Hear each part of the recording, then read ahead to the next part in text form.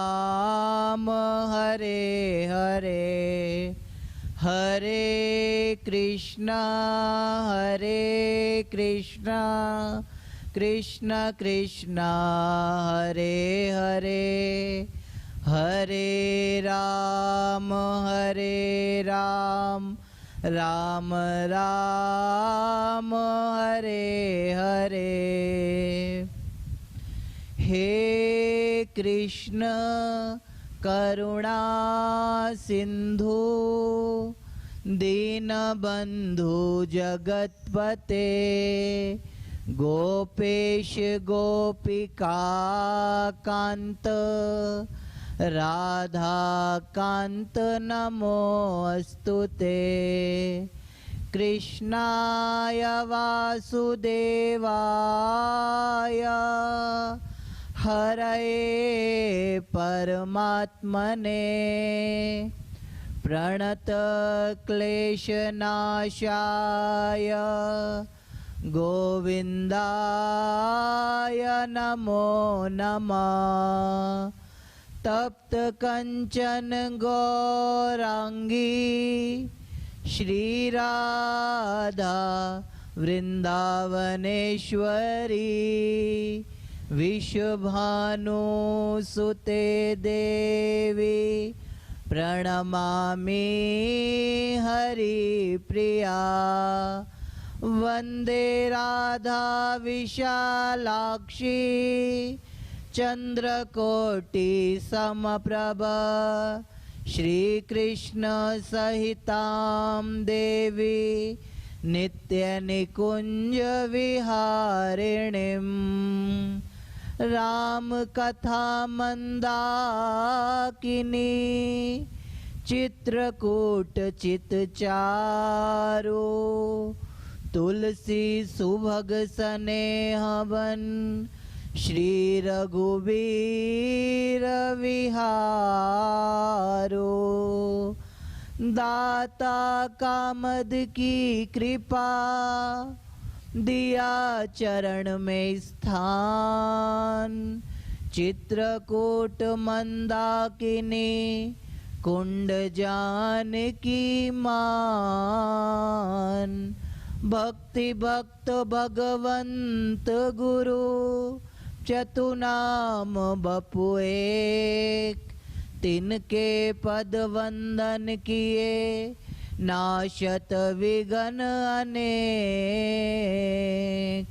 अतुलित बल धामम हेमशेलावदेहम धनुजवन किशानो ज्ञानिनाम अग्रगण्यम सकल गुण निधानम वानराणाम धीशम रघुपति प्रिय भक्तम वात जातम नमामि। सियापति रामचंद्र भगवान की बाल कृष्ण लाल की सद्गुरु भगवान की। ओम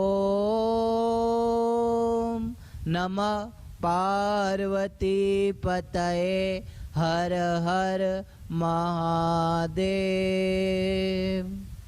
सभी कुछ मिनटों के लिए भगवत नाम का आश्रय करेंगे, फिर हम सब आज के भाव में प्रवेश करेंगे।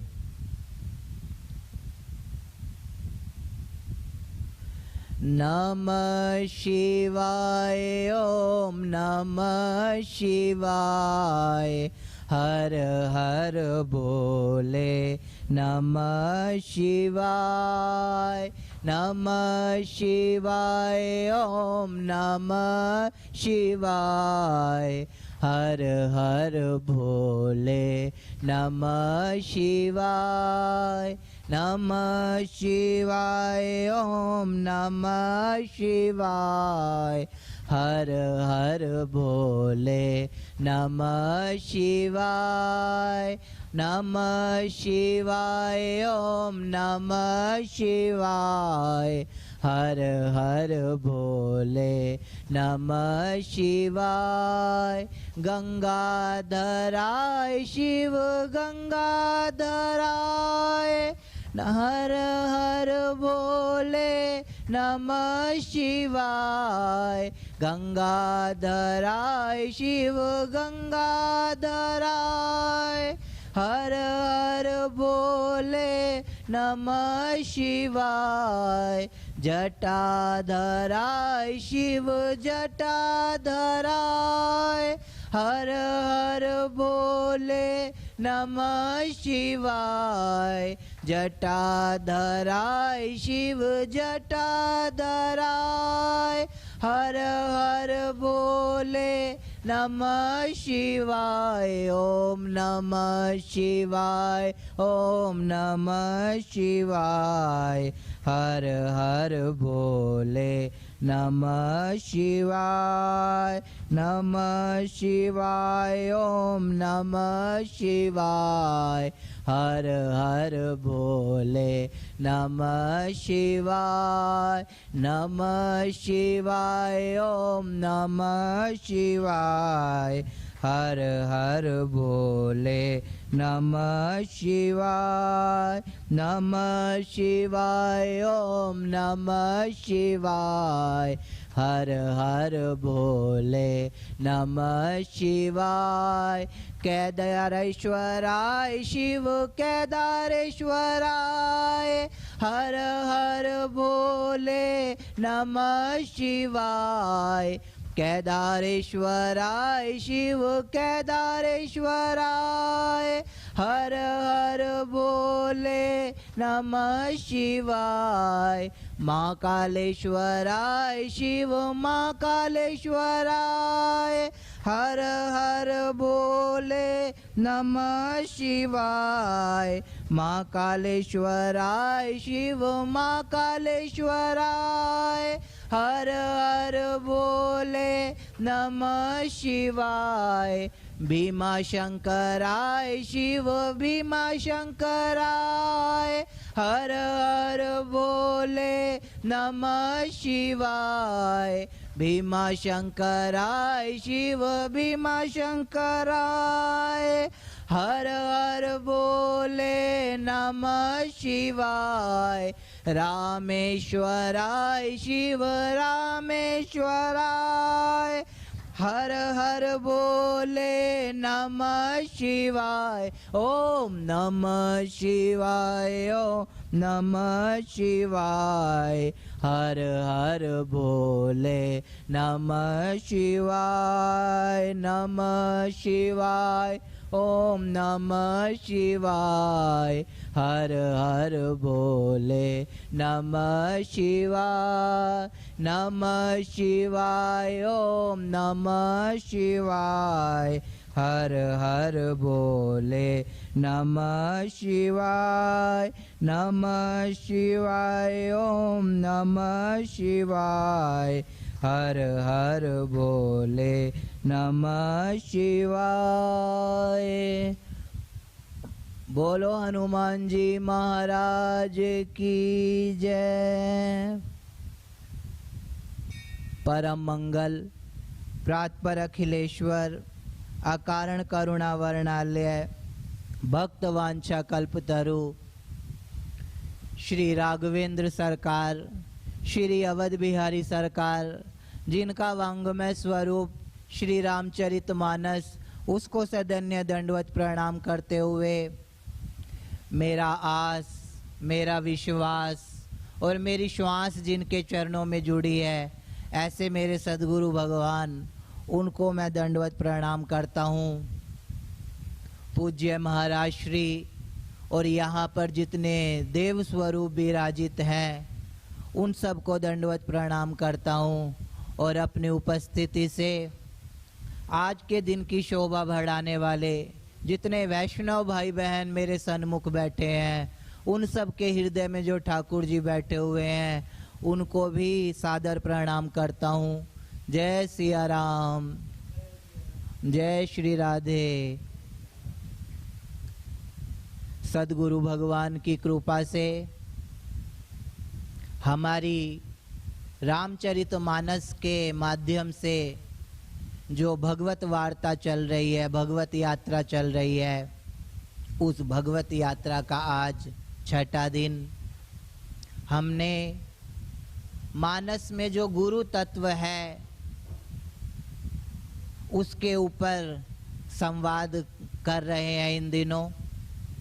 तो हमने इन दिनों में जो गुरु तत्व है उसकी महिमा को गा रहे हैं और कहते हैं मानस में गोस्वामी तुलसीदास जी क्या, कृपा सिंधु नर रूप हरि बंदौ गुरुपद कंज जासु वचन रवि कर निकर महामोहतम पुंज। गोस्वामी जी ने मानस में सबसे पहले अपने गुरु की वंदना की, उनको प्रणाम किया और कहा क्या कि मेरा जो सद्गुरु है वो कृपा सिंधु है। दूसरी बात, मेरा जो सद्गुरु है वो नर के रूप में हरि है। कल मैं आरती सुन रहा था महाराज श्री की, जो हम लोग शाम को करते हैं, उसमें एक बात आती है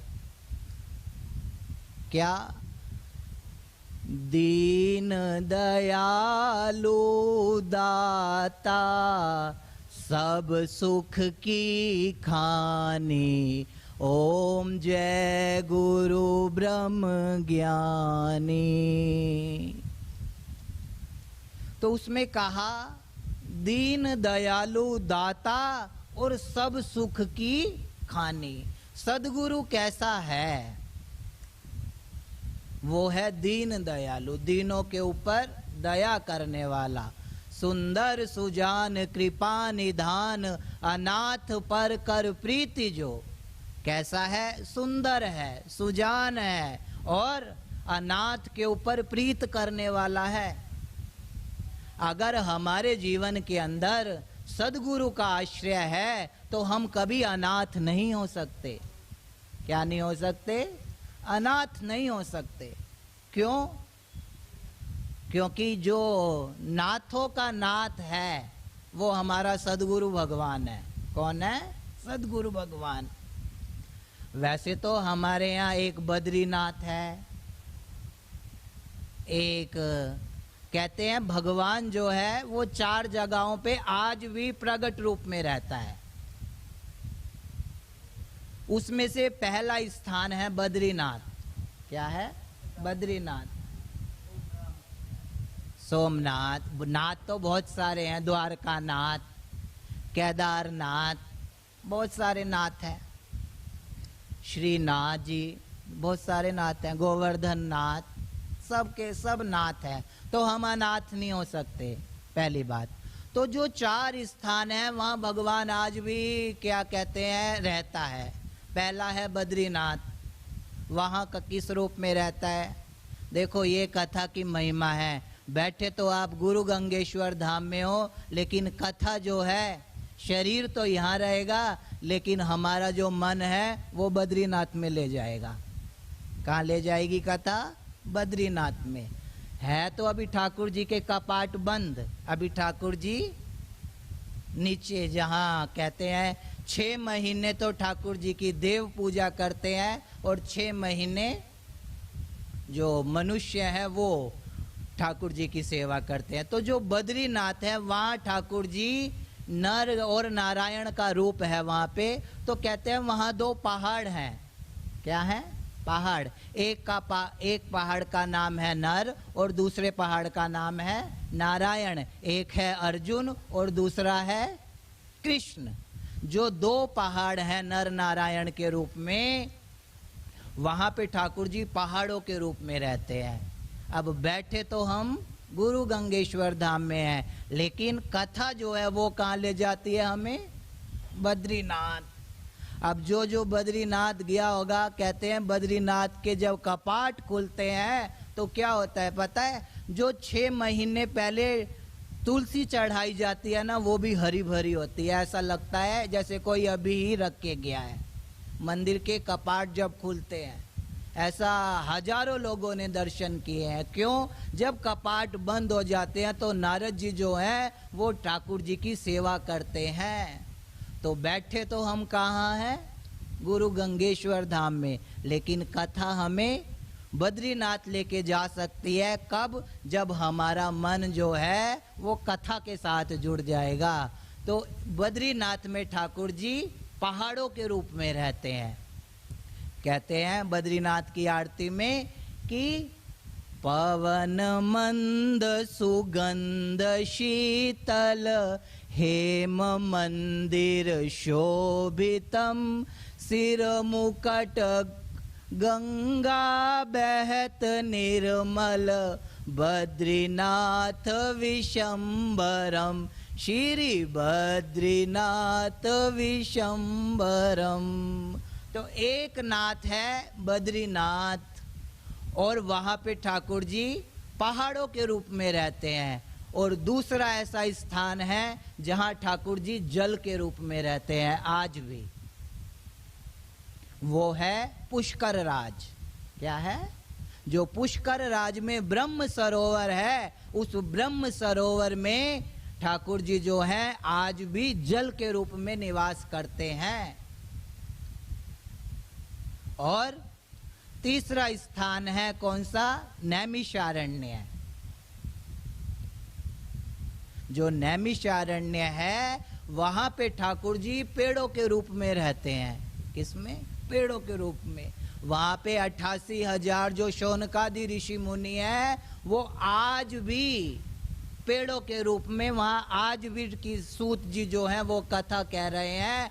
और जो ये पेड़ हैं ये सब ऋषि मुनि हैं और ये कथा का श्रवण करते हैं। अज्ञान द्वांत विध्वंस सूर्य कोटि समप्रभ सूताख्यायी कथा सारम मम कर्ण रसायनम। जो नैमिषारण्य है वहां की भूमि के ऊपर जो पेड़ हैं उनके रूप में श्री ठाकुर जी वहां पे विराजते हैं। और चौथा स्थान है गंडकी का तट, नेपाल। आप अपने घर से कभी जो दामोदर कुंड गए हो, मैं तो नहीं गया, लेकिन ऐसी मैं संत कहते हैं क्या, अगर आप अपने घर से जो तुलसी के पत्ते होते हैं उसको आप दामोदर कुंड में लेके जाओ और दामोदर कुंड में तुलसी के पत्तों को स्पर्श कराओ, पानी में जो दामोदर कुंड का जल है उसमें स्पर्श कराओ, तो क्या होता है? जो शालिग्राम शिला है वो स्वतः ऊपर आ जाती है तुलसी के स्पर्श से। तो ऐसे 4 स्थान हैं। क्या है? 4 स्थान। एक बद्रीनाथ में नर नारायण के रूप में, ब्रह्म सरोवर में जल के रूप में, और नैमिषारण्य में पेड़ों के रूप में, और गंडकी के तट दामोदर कुंड में शालिग्राम जो शिला है उसके रूप में ठाकुर जी आज भी विराजते हैं। इसलिए वो जो चारों का स्वरूप है वो कौन है? हमारा सदगुरु है। कौन है? हमारा सदगुरु है। अब देखो हमारे में इतनी तो हमारी आंख पवित्र नहीं है कि हम पहाड़ों के रूप में अर्जुन को देखें। ऐसी आंख नहीं है। हमारी आंख तो शिकारी है, विकारी है। जहाँ लिखा होता है यहाँ नहीं देखना वहीं आदमी देखता है ना? तो हमारी आंख तो ऐसी नहीं है न जो पहाड़ों में नर नारायण को देखे, अर्जुन और कृष्ण को देखे। ब्रह्म सरोवर भी जाएं, ब्रह्म सरोवर भी अगर हम जाएं, पुष्कर राज भी जाएं, तो भी हमें जल के रूप में भगवान नहीं दिखते, जल ही दिखाई देता है। और अगर हम तीसरी जगह जाएं, नैमिषारण्य पेड़ों में जाएं, तो हमें पेड़ में भी भगवान नहीं दिखाई देता। और चौथी जगह जाएं, वैसे ये तो अटल सत्य है, जितने भी लोग गए और जल में तुलसी के पत्ते को स्पर्श कराया और शालिग्राम शिला ऊपर आ गई, वहां तो खैर है ही, लेकिन फिर भी हम तो अपने आप में कमजोर है, हम तो नहीं दर्शन कर सकते। तो हमारा सदगुरु जो है वो इन चारों रूप से हमारे भीतर, हमारे सामने है, हमारे सन्मुख है। इसीलिए अपने आप को कभी अनाथ नहीं समझना चाहिए, अपने आप को कभी अनाथ नहीं समझना चाहिए। वो चारों रूप में हमारे बीच में रहता है और कहते हैं दीन दयालु दाता और सब सुख की खानी।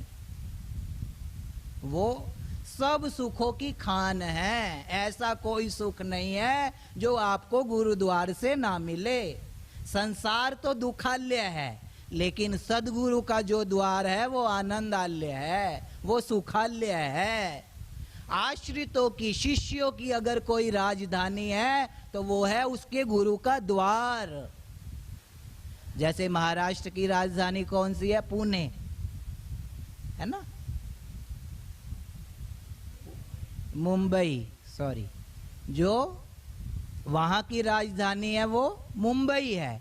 और राजस्थान की जो राजधानी है वो जयपुर है। उत्तर प्रदेश की जो राजधानी है वो लखनऊ है। ऐसे ही जो आश्रित हैं, जो शिष्य हैं, उनकी राजधानी का नाम है उनके गुरु का द्वार। क्या है?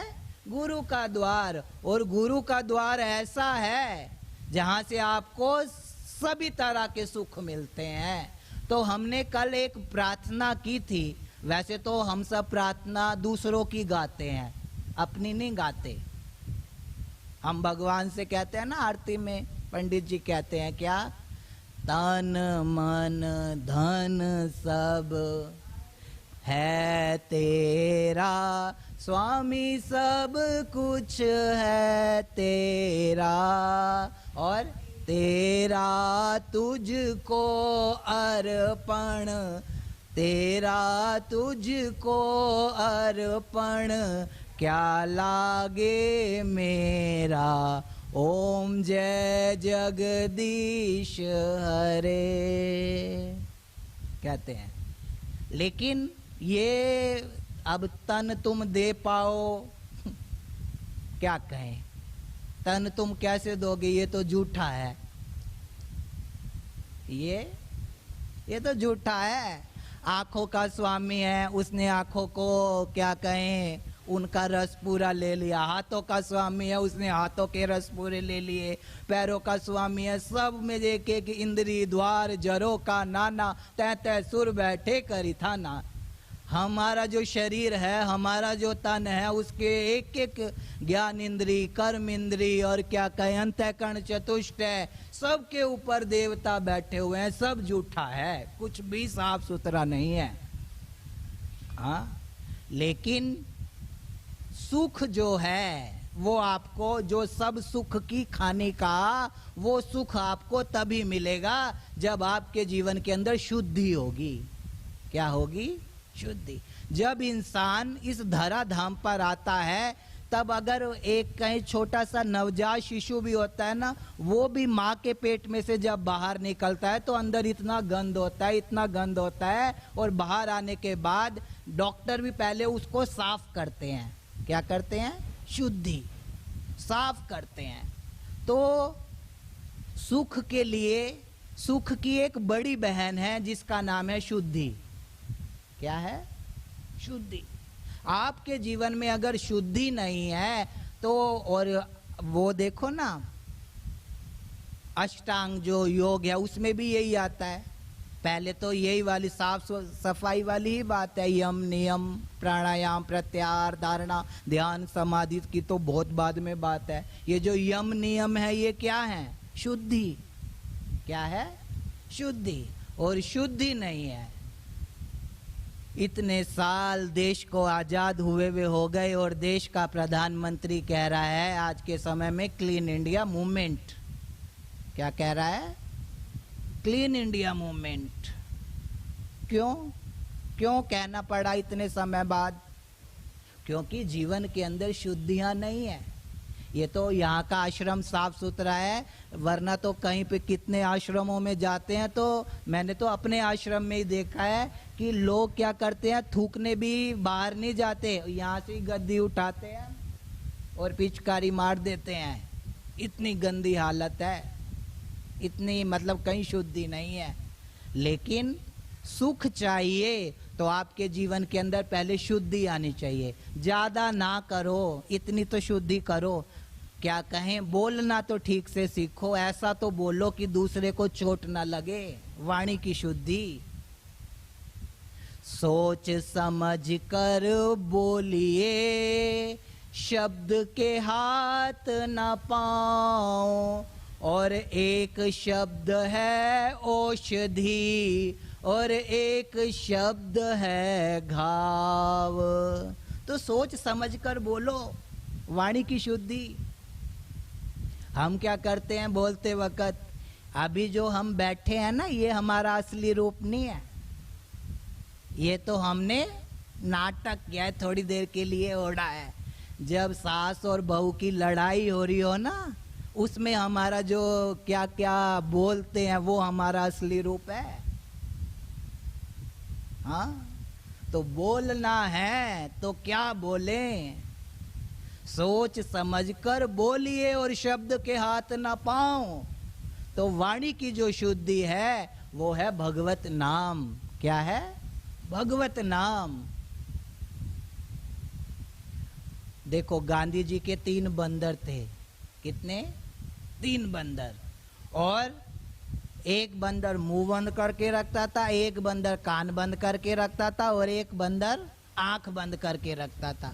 तो जो बंदर थे वो सिखाते थे हमें क्या, कि बोलना है तो मीठा बोलो, ऐसा बोलो कि वरना तो ना ही बोलो, मौन रहो।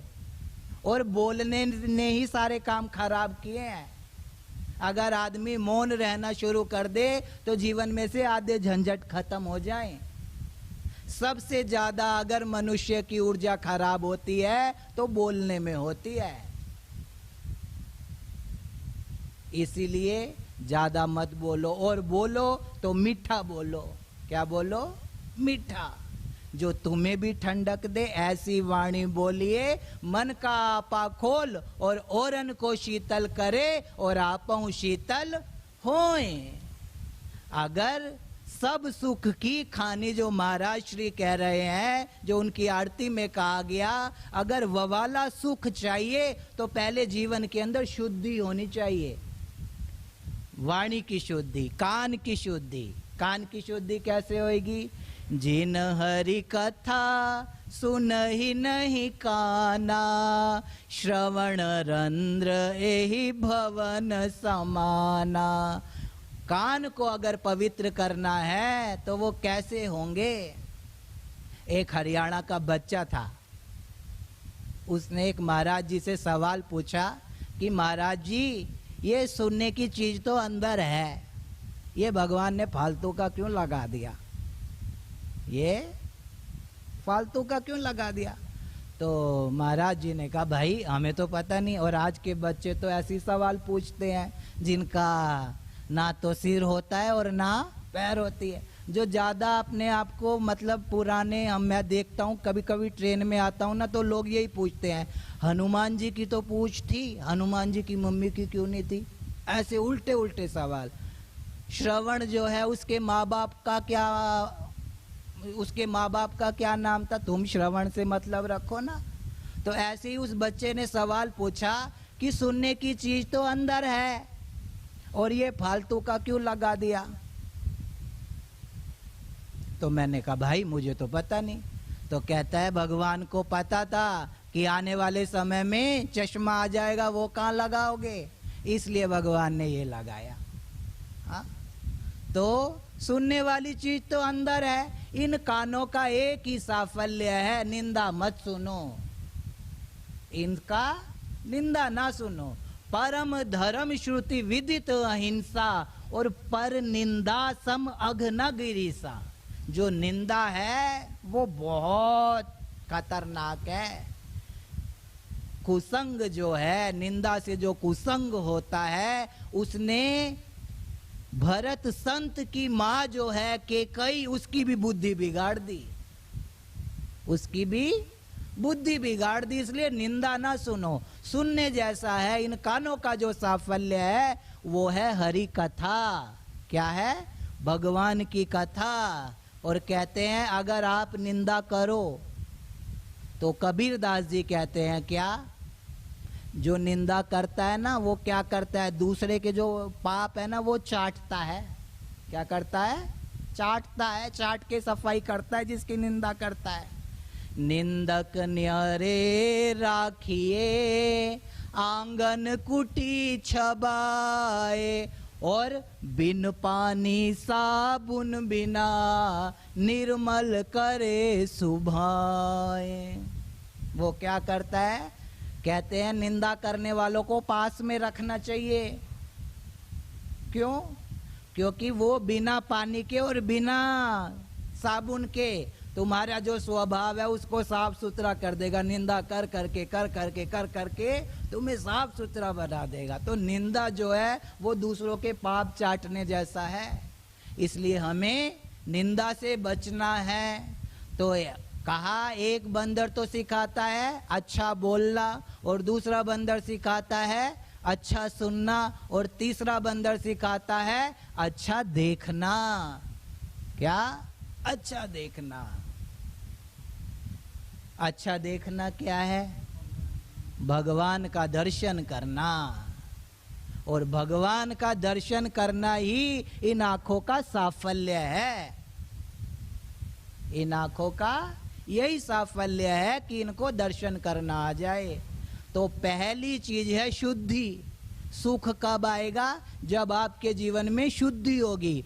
और शुद्धि के बाद शुद्धि की एक बहन और है जिसका नाम है शांति। क्या है? शांति। पहली बड़ी बहन है सुख की जिसका नाम है शुद्धि, और दूसरी बहन का नाम है छोटी है वो है शांति। पहले देखो जब बच्चा होता है तब उसकी शुद्धि आती है, सबसे पहले साफ ही सुथरा होते हैं। शांति जो है वो थोड़े बड़े होने के बाद, वो जब थोड़ा बड़ा हो जाता है तब उसको शांति की जरूरत पड़ती है। तो पहली है शुद्धि और दूसरी है शांति, और शांति सबको चाहिए। ऐसा कोई है जिसको शांति नहीं चाहिए? हाथ उठाओ जिसको नहीं चाहिए शांति। सबको शांति चाहिए। एक आदमी ऐसा नहीं है जिसको शांति नहीं चाहिए हो।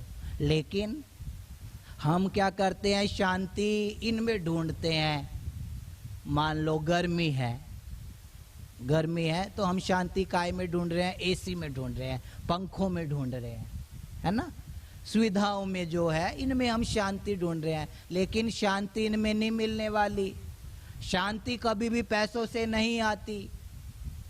पैसों से कहो दुकान पे जाके परचून की 10 रुपए की मुझे शांति दे दो, मिलेगी नहीं। शांति कहाँ है? शांति अगर कहीं है तो वो भी भगवान के चरणों में ही है। तो पहली बात है शुद्धि और दूसरी बात है शांति। और फिर हमारे जीवन में शुद्धि और शांति का जो छोटा भाई है उसका नाम है सुख। क्या है? सुख। सुख तभी आपके जीवन में आ सकता है, वह वाला सुख नहीं, थोड़ी देर वाला सुख नहीं, जो परम सुख है, जिस सुख के लिए योगी जन जो है ध्यान लगाते हैं, जिस सुख के लिए ब्रज की गोपिकाएं कृष्ण के पीछे भागती हैं, जो प्रतिक्षण वर्धमानम है, जो बढ़ने वाला है, घटने वाला नहीं है। ऐसा जो परम सुख है वो आपको गुरु गंगेश्वर धाम से मिल सकता है। और उसके लिए हमारे जीवन के अंदर क्या हो, कैसा हो वो परम सुख, हमारे को बचपन में कुछ बातें सिखाई जाती थी। क्या? कि पहला सुख निरोगी काया। क्या है? निरोगी काया। हमारा जो सुख है वो पहला हम निरोगी हों, हमारे शरीर में कोई परेशानी ना हो, कोई दुख ना हो। और मान लो चलो हमारे हाथ पैर में चोट लग जाए तो हम क्या करते हैं? डॉक्टर के पास चले जाते हैं कि हमें चोट लगी है, हमें यहाँ पे पट्टी कर दो, हमें दवा दे दो, तो दवाई दे देता है। तो एक तो इस स्थूल शरीर के दुख है ना, उसके लिए तो तुम डॉक्टर के पास चले जाओगे। लेकिन जो हमारे क्या कहें अंतःकरण चतुष्टय जो है हमारा, एक तो स्थूल शरीर है और एक सूक्ष्म शरीर है। और सूक्ष्म शरीर जो है वो है मन, वो है बुद्धि, वो है अहंकार और वो है चित्त, वो है चित्त। और उसको वो चारों मथुरा में रहते हैं। कहाँ रहते हैं? मथुरा। ठाकुर जी की 3 लीला हुई, एक स्थूल शरीर में, एक सूक्ष्म शरीर में और एक कारण शरीर में। स्थूल शरीर किसको कहते हैं? गोकुल को, जहाँ पे गो मैंने इंद्रियां और कुल मैंने जो इंद्रियों का कुल है उसको गोकुल कहते हैं। और एक है सूक्ष्म शरीर, जहाँ जो मथुरा है, जो मथुरा है। मन, बुद्धि, अहंकार और चित्त जो है ये सूक्ष्म शरीर है। और मन किसको कहा? जो विशुद्ध मन है वो है वसुदेव जी, और जो देवमयी बुद्धि है वो है देवकी। और जब मन विशुद्ध होगा और बुद्धि हमारी देवमयी होगी, तब हमारे चित्त के अंदर श्री ठाकुर जी का प्रागट्य होगा। और मन, बुद्धि, अहंकार और चित्त, अहंकार है कंस, तो ये चारों सूक्ष्म शरीर हैं। और इन चारों को साफ करने के लिए हम क्या करें? अपने मन को साफ करने के लिए, अपने मन को विशुद्ध करने के लिए क्या करें कि ये मन विशुद्ध बने, वसुदेव बने? इसके लिए आपको अपने गुरुद्वार का आश्रय करना पड़ेगा, क्योंकि वहां से मन को सुख मिलेगा। क्या मिलेगा? मन को सुख। और मन को सुख जहाँ मिले वहीं पे उसको लेके जाओ। वैसे तो मन जो है वो, और भगवान कहते हैं इंद्रियाणाम मनश्चास्मि, क्या है? इंद्रियों में जो मन है वो मेरी विभूति है। लेकिन हमारा मन तो डामाडोल है, संकल्प और विकल्पों में फंसा हुआ है। तो क्या करें कि वो संकल्पों से भी मुक्त हो जाए और विकल्पों से भी मुक्त हो जाए?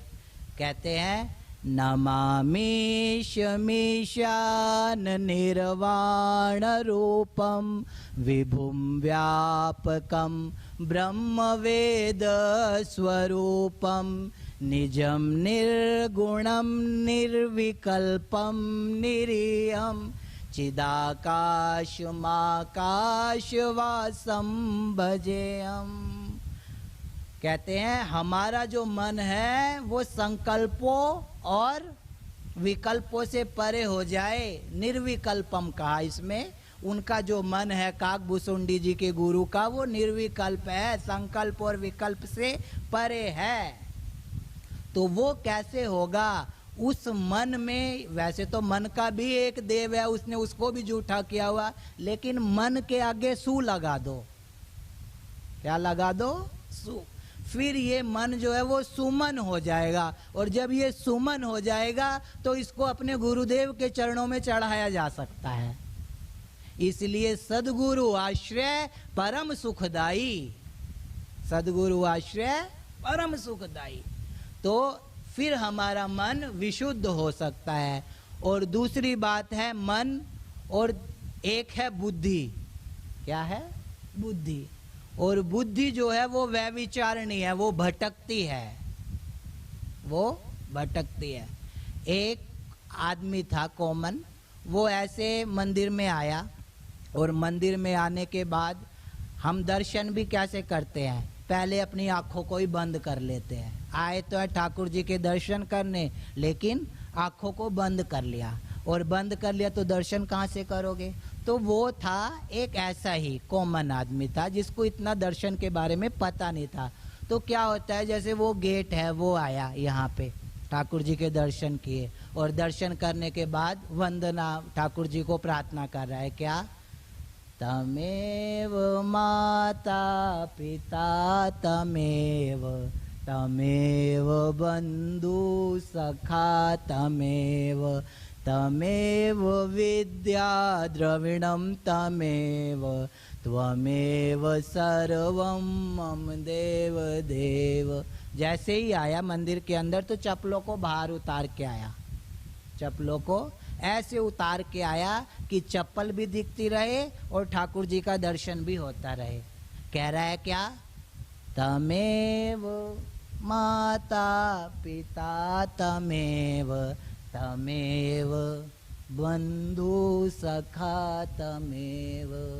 ऐसी जो बुद्धि है वो है व्यभिचारिणी। क्या है? व्यभिचारिणी। तो हमारी बुद्धि जो है वो क्या करे उस बुद्धि का। और भीष्म पितामह तो क्या कहते हैं?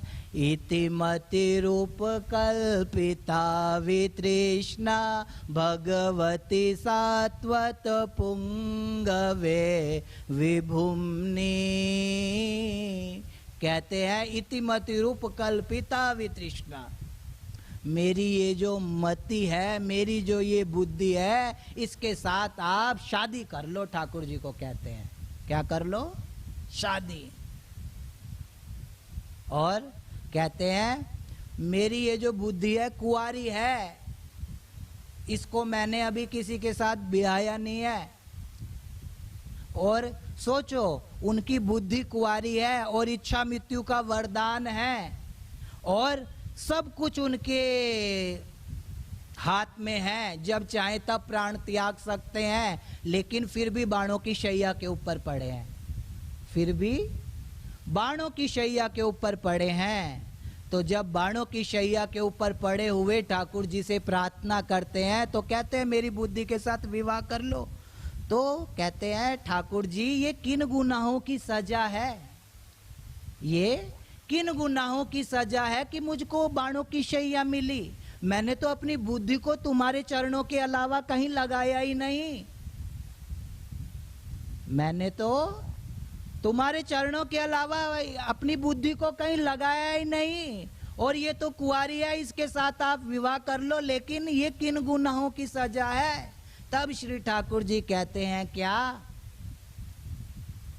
पहली बात तो जब द्रौपदी की लज्जा लुट रही थी तब तुम उस सभा में बैठे हुए थे, तब तुम उस सभा में बैठे हुए थे और तुम कुछ बोले नहीं। पहली तो ये उनकी सजा है।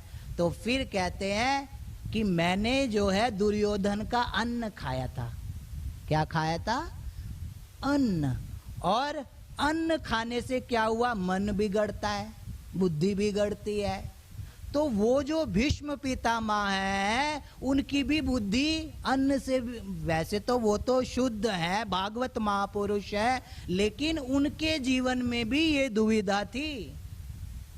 उनकी बुद्धि तो कुंवारी थी और कुंवारी होने के बाद भी कहते हैं, वो कहते हैं विवाह कर लो। और हमारी बुद्धि कहाँ कहाँ हमने लगाई है? तो जैसा खाओगे अन्न और वैसा बनेगा मन। तो पहले क्या करें? हम अपने अन्न को सुधारें, जो खाने जैसा है वही खाएं, जो ठाकुर जी को भोग लगा सको वही खाओ, ज्यादा इधर उधर का मत खाओ। और अब तो जिन्होंने ज्यादा खाया है सबने देख ही लिया, अब तो हर जगह वेजिटेरियन खुल रहा है। तो जो खाने योग्य है उसको खाओ, उससे क्या होगा? बुद्धि जो है वो देवमयी बनेगी। और जो देवमयी बुद्धि है उसका नाम है देवकी। क्या है? देवकी। तो मन, बुद्धि और एक चीज है अहंकार।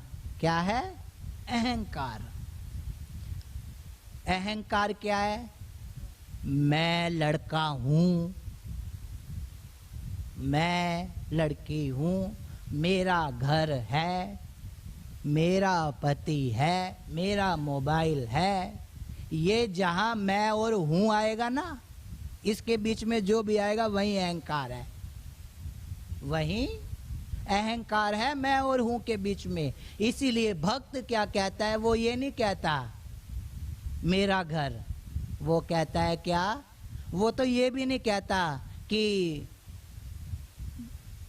मैं तुम्हारा हूं, वो ये भी नहीं कहता मैं तुम्हारा हूं, क्योंकि मैं तुम्हारा हूं कहने का मतलब है फिर ठाकुर जी को हमें संभालना पड़ेगा, फिर ठाकुर जी को हमें संभालना पड़ेगा। गुरु नानक देव जी को 13 तक गिनती आती थी। कितनी? 13 तक। महापुरुषों के जो सूत्र हैं वो कैसे काम एकदम दिमाग में आते हैं। कितना कुछ लिख के लाता हूं, आज ये सुनाऊंगा लेकिन कह ही नहीं पाता। तो गुरु नानक देव जी को 13 तक गिनती आती थी। 1 2 3 4 5 6 7 8 9 10 11 12 13, और 13 कहते ही समाधि लग जाती थी। 13 कहते ही समाधि लग जाती थी, क्योंकि यहाँ हमारा कुछ है ही नहीं। हमारा यहाँ कुछ है नहीं। तो भक्त कभी नहीं कहता कि मैं तुम्हारा हूं। वो कहता है क्या? हम तुम्हारे थे प्रभु जी, हम तुम्हारे हैं, हम तुम्हारे ही रहेंगे ओ मेरे प्रियतम। तुम हमारे थे प्रभु जी, तुम हमारे हो, तुम हमारे ही रहोगे ओ मेरे प्रियतम। तेरे कारण सब जग छोड़ा, तुमसे रिश्ता जोड़ा। एक बार तुम हंस के कह दो, मैं तेरा तू मेरा। साची प्रीत की रीत निभा दो ओ मेरे प्रियतम। हम तुम्हारे थे प्रभु जी, हम तुम्हारे हैं, हम तुम्हारे ही रहेंगे ओ मेरे प्रियतम।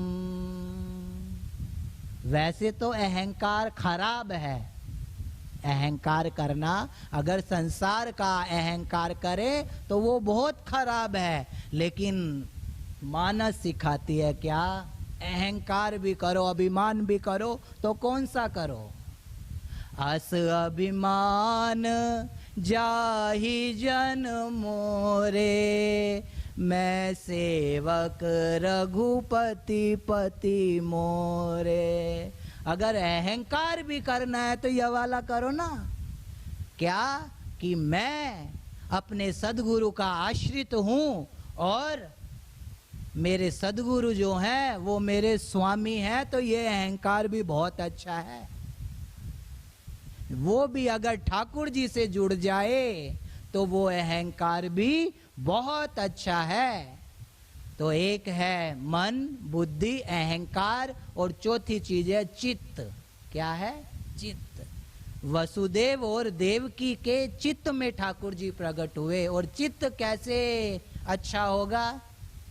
विक्रेतु कामाखिल गोप कन्या, मुरारी पादा पित चित्त वृत्ति, दध्यादिकम मोहवंशाद लोचन, गोविंद दामो धर्माधवेति। हम क्या करें? अपने चित्त को मुरारी के चरणों में लगाएं। तब जब हमारे जीवन के अंदर शुद्धि होगी, जब हमारे जीवन के अंदर शांति होगी, तब हमारे जीवन के अंदर पहला सुख आएगा, जिसका नाम है निरोगी काया। क्या है? निरोगी काया। पहला सुख निरोगी काया, और दूसरा सुख घर में माया, घर में पैसे हो, घर में धन हो, घर में अर्थ हो। लेकिन देखो, कहते हैं इतना दीजिए स्वामी, जामे कुटुंब समाए, और मैं भी भूखा ना रहूं, साधु ना भूखा जाए। इतना हमारे जीवन में धन हो तो बहुत अच्छा है, लेकिन आज तो अतिशय धन है सबके पास, लेकिन मन नहीं है। धन तो है, मन नहीं है। तो एक तो धन वाला होता है, पैसों वाला, उसका साफल्य क्या है? उसके तीन ही नीतिकारों ने उसके उपयोगिता बताई है, वो कैसे सफल होगा। तो कहते हैं पहला तो धन का सदुपयोग है, क्या? उसको दान कर दो, धर्म में लगाओ। कहाँ लगाओ? धन में, धर्म में लगाओ, और उसमें से दशांश करो। क्या करो? दशांश, 10वां हिस्सा निकालो। 100 रुपये कमाते हो तो 10 रुपये लाकर गुरु गंगेश्वर धाम की दान पेटी में डाल दो। कितने? 10 रुपये। 100 कमाओ तो, और लाख कमाओ तो आप तो 100 को ही कमाते हो, तो लाख कमाते हो, है ना? 100 कमाओ तो 10,000 रुपये लाके डाल दो। और कहो भाई 10,000 तो बहुत ज्यादा है, इतने कैसे डाले? इतने कोई साधुओं को, मंदिरों को पैसे की जरूरत है, यही कहते हो ना, है ना? यही कहते हो। कहाँ जरूरत है? महाराज जी तो मौज कर रहे हैं, सबको दिखाई देता है। देखो, अगर तुम धन का 10वां हिस्सा नहीं दोगे तो क्या होएगा? पहला है धन का सदुपयोग, दान, और दूसरा है नहीं होगा तो दूसरा होएगा नाश। क्या होएगा? नाश। तुम नहीं करोगे तो तुम्हारे बच्चों को, उनको कहाँ लगाना है वो उनको बहुत अच्छा से आता है, और वो भी नहीं करोगे तो डॉक्टरों को लेना कैसे आता है वो भी बहुत अच्छे से आता है, वकीलों को लेना बहुत अच्छे से आता है। तो एक है दान कर दो, और दान ना करो या तो फिर उसका भोग कर लो, या तो उसको जी लो। क्या करो? जी लो। उसका सदुपयोग है कि जी लो। और कोई धन कमा के जीना बुरी बात नहीं है, धन कमा के जीना बुरी बात नहीं है, लेकिन अतिशय बुरी है, अति हर चीज की बुरी है। तो या तो क्या करो, उसको दान कर दो, नहीं तो दूसरा उसका भोग कर लो, जी लो। और वो भी नहीं करोगे तो तुम्हारे बच्चों को उसको नाश करना बहुत अच्छे से आता है। तो जो सदुपयोग है वो है दान। क्या है? दान। एक तो धन वाला होता है, और एक धन होता है कौन सा? कौन सा? नाम महाधन है अपनो, नहीं दूसरी संपत्ति और कमानी। छोड़ अटारी अटा जग की, हमको कुटिया ब्रज माही बनानी। कूक मिले रसिकों के जहाँ, और पीवन को यमुना जल पानी। हमें औरन की परवाह नहीं, अपनी ठकुरानी श्री राधिका रानी। एक धन तो है पैसा, और दूसरा धन है भगवान का नाम। अपने गुरु का दिया हुआ जो नाम है वो महाधन है। क्या है? महाधन। उसको चोर नहीं लूट सकते।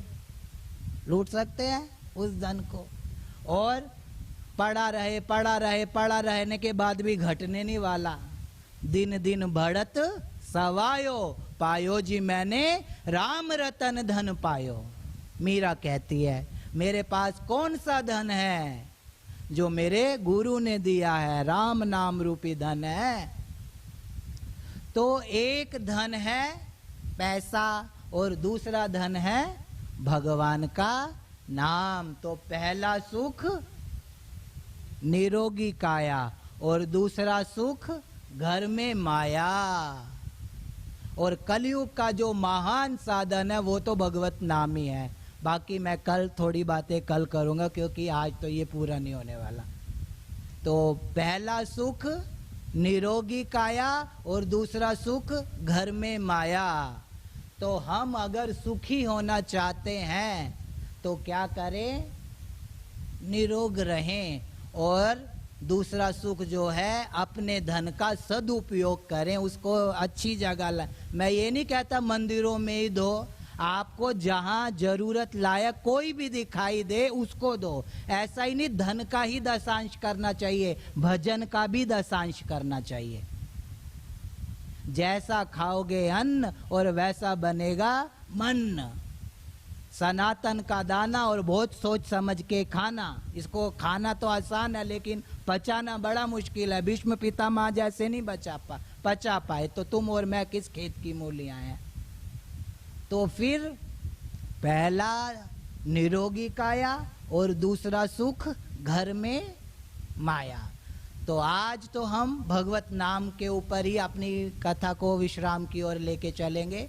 2 मिनट के लिए ठाकुर जी का नाम लेंगे, फिर आज के भाव को विराम की ओर लेके चलेंगे।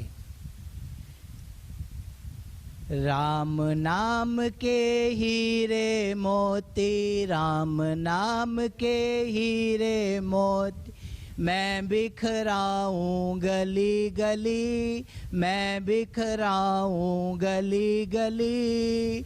ले लो रे कोई नाम का प्याला, शोर मचाऊं गली गली। ले लो रे कोई नाम का प्याला, चोर मचाऊं गली गली। बोलो राम, बोलो राम, बोलो राम राम राम, बोलो राम, बोलो राम, बोलो राम राम राम। माया के दीवानों सुन लो, एक दिन ऐसा आएगा, धन दौलत और माल खजाना यहीं धरा रह जाएगा। माया के दीवानों सुन लो, एक दिन ऐसा आएगा, धन दौलत और माल खजाना यहीं धरा रह जाएगा। सुंदर काया मिट्टी होगी, सुंदर काया मिट्टी होगी, चर्चा होगी गली गली। ले लो रे कोई नाम का प्याला, शोर मचाऊं गली गली। बोलो राम, बोलो राम, बोलो राम राम राम। तो कलयुग का जो महान साधन है वो है भगवत नाम, और इसको हर संप्रदाय वालों ने मोहर मारी है इस नाम को।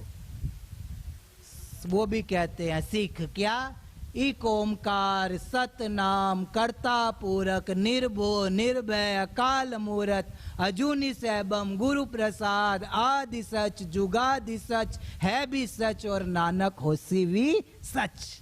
यहाँ पे हर किसी ने मोहर मारी है, इसलिए भगवत नाम का आश्रय करे।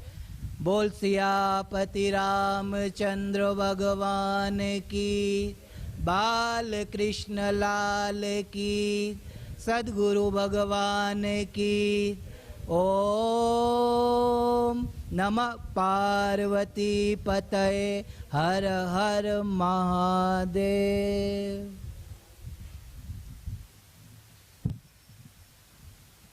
ओम जय जगदीश हरे, स्वामी जय दीनानाथ हरे। भक्त जनों के संकट, दास जनों के अवगुण बंसी वाला दूर करे। ओम जय जगदीश हरे, प्रभु जो ध्यावे फल पाव। दुख विनसे मन का, स्वामी दुख विनसे मन का। सुख संपत्ति घर आवे, श्याम सुंदर घर आ। कष्ट मिटे तन का। ओम जय जगदीश हरे, प्रभु मात पिता तुम मेरे। शरण गहूँ मैं किसकी, स्वामी शरण गहूँ मैं किसकी। तुम बिन और न दूजा, हरि बिन और न दूजा। आस करूँ मैं जिसकी। ओम जय हरे प्रभु तुम